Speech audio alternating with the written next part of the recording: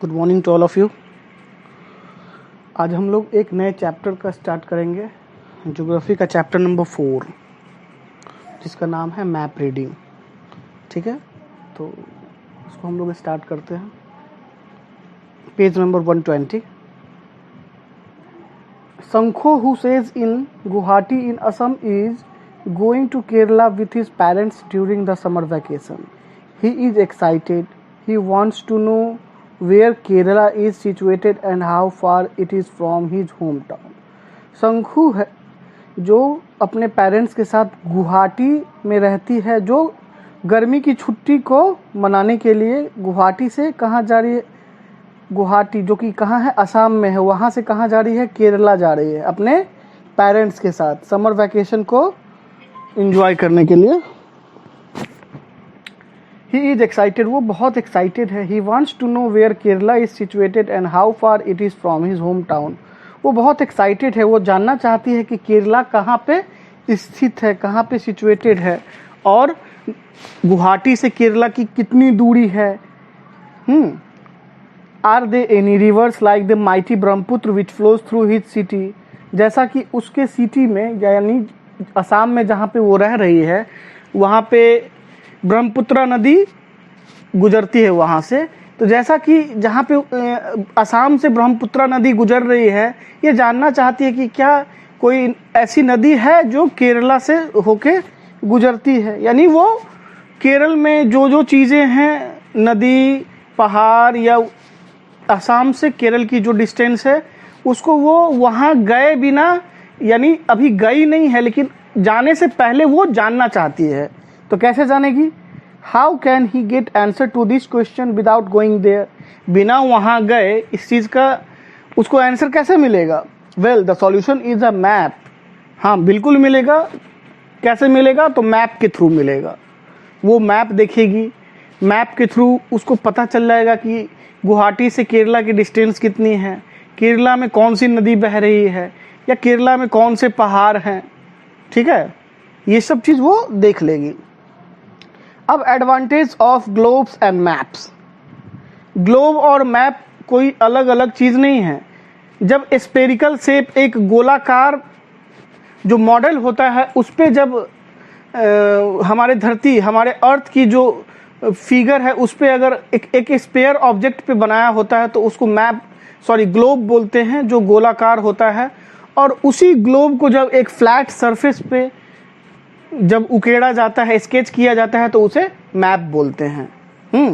A map is representation of a part or whole of the earth surface drawing according to a scale on the plane sheet of paper, cloth or wood. Map क्या है? एक representation है। किस चीज़ का? तो धरती के पूरे भाग का या धरती के कुछ भाग का मैप जो है। आप समस्तीपुर का भी मैप आपको मिल जाएगा, बिहार का भी मैप मिल जाएगा, इंडिया का भी मैप मिल जाएगा, पूरे एशिया कंटिनेंट का भी मैप मिल जाएगा, पूरे अर्थ का भी मैप मिल जाएगा। यानी मैप जो है वो छोटा सा समस्तीपुर का भी मिल जाएगा, और पूरा होल एक अर्थ का भी मैप मिल जाएगा। यानी मैप जो है वो किस चीज़ का रिप्रेजेंट करता है? तो पूरे धरती को भी रिप्रेजेंट कर सकता है, या उसके किसी एक भाग को भी, जो कहाँ पे स्केल किया होता है, कहाँ पे ड्रॉन किया होता है। तो plane sheet of paper, cloth or wood. It gives an overall bird eye view of an area. ये हमें क्या देती है? तो overall bird eye view of an area. यानी एक चिड़िया जब आसमान में उड़ती है और ऊपर से उसे धरती कैसा दिखता है, वो व्यू हमें देती है। कौन? तो मैप देती है। जैसा कि हम लोग जब भी फ्लाइट से कहीं जाते हैं, तो ऊपर से जब हम धरती को देखते हैं, तो उस व्यू को हम बर्ड आई व्यू बोलते हैं। Okay, in chapter 2 we have learn about globes. हमने चैप्टर 2 में ग्लोब्स के बारे में पढ़े थे। Globes are true representation of the spherical earth in the form of model. Globe क्या है? Globe true representation of spherical earth है। यानी हमारा अर्थ जो है वो स्पेरिकल है। हमारे स्पेरिकल अर्थ का ट्रू रिप्रेजेंटेशन क्या है? ग्लोब है। और ग्लोब एक मॉडल का फॉर्म भी है। But if you look at A globe you will see that you can not view the entire earth at A time until you rotate the globe। हम अगर देखना चाहें पूरे अर्थ को एक बार में, हम पूरे अर्थ को एक बार में देखना चाहें तो बिना ग्लोब को मूव किए पॉसिबल नहीं है। ग्लोब को जब तक मूव नहीं करेंगे तब तक हम पूरे भाग को नहीं देख सकते हैं, और हमें एक बार में ही पूरे अर्थ के भाग को देखना है, तो ग्लोब के साथ ये चीज़ पॉसिबल नहीं है। तब हमें किसकी मदद लेनी होगी? तो हमें मैप की मदद लेनी होगी। So maps were devised to study the earth, इसीलिए मैप का आविष्कार हुआ, मैप को लाया गया।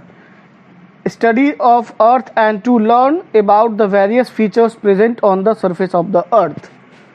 और मैप का मतलब सो मैप्स वेयर डिवाइस्ड, इसीलिए मैप को लाया गया किस चीज़ के लिए? टू स्टडी द अर्थ, हमारे अर्थ को समझने के लिए, and to learn about the various features present on the earth surface. और भी क्या? तो हमारे अर्थ सरफेस पे जो वेरियस फीचर्स हैं उनको समझने के लिए, उनको देखने के लिए।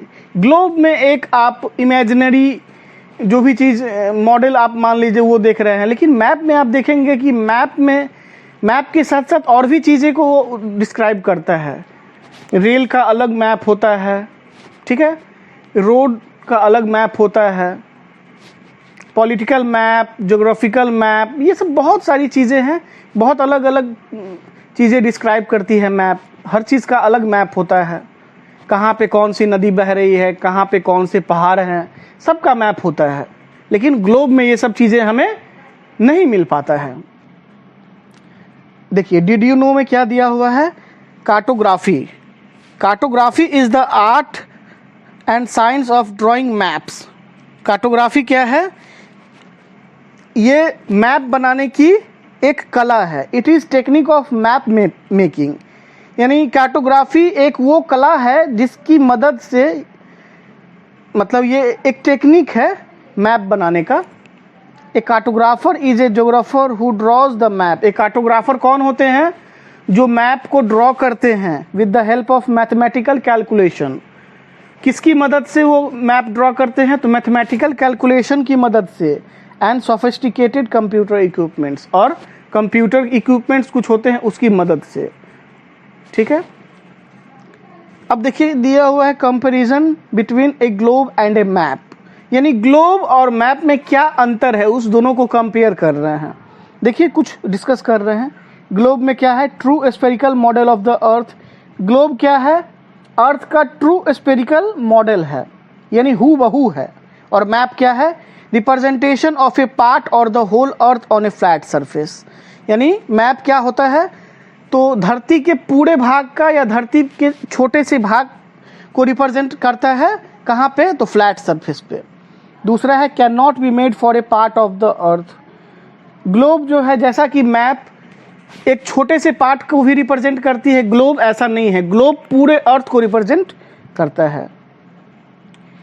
थर्ड है can not show the details, यानी ग्लोब जो है डिटेल्स नहीं शो करता है। मैन मेड फीचर्स के बारे में और ज्योग्राफिकल फीचर्स के बारे में कुछ भी नहीं बताता है, यानी नदियों के बारे में, रोड के बारे में, पहाड़ झरने के बारे में अगर हमें जानकारी अगर चाहिए तो ये जानकारी हमें ग्लोब से नहीं मिलती है। ग्लोब इन चीज़ों की जानकारी नहीं देती है, इन चीज़ों की जानकारी हमें मैप से मिलता है। अब है नेक्स्ट पॉइंट ग्लोब का, difficult to carry from one place to another. Globe को एक जगह से दूसरे जगह ले जाने में डिफ़िकल्ट होता है। क्यों? क्योंकि वो मॉडल है, वो गोलाकार है, उसे ले जाने में बहुत सारी कठिनाइयाँ हैं। लेकिन मैप को क्या है, ईजिली हम उसे फोल्ड कर लेते हैं, मोड़ लेते हैं, बैग में डाल लिए या कॉपी के बीच में रख लिए, या ईजिली उसको एक जगह से दूसरी जगह हम कैरी करते हैं, और जहाँ भी ज़रूरत होती है वहाँ पे हम उसे खोल के देख लेते हैं। Gives A true and clear idea about the true shape and relative size of continent and ocean. किसी भी कंटिनेंट या ओशियन का जो है ट्रू शेप और साइज हमें कौन बता रहा है? तो ग्लोब बताता है। और इतनी ही क्लियर रूप से हमें मैप से ऐसा कुछ नहीं पता चल पाता है। यानी अगर क्लियरिटी की बात की जाए, क्लियरिटी या अगर गिव्स ए ट्रू आइडिया बिल्कुल हूबहू वाला आइडिया अगर देखा जाए तो वो हमें किसके द्वारा मिलता है? ग्लोब के द्वारा मिलता है। ग्लोब देखिए और अर्थ को देखिए, तो अर्थ का बिल्कुल छोटा वाला फॉर्म ग्लोब है, हू बहू, जिसको बोलते हैं बिल्कुल हू बहू, लेकिन मैप के साथ ऐसी चीज़ें नहीं है। अब देखिए ग्लोब का next, 3 dimensional representation of the, यानी ग्लोब क्या है तो 3D है, यानी 3D का मतलब 3 डायमेंशनल रिप्रेजेंटेशन है, ठीक है। मैप क्या है, 2 डायमेंशनल रिप्रेजेंटेशन ऑफ द अर्थ है, ठीक है। तो हमारा कंपैरिजन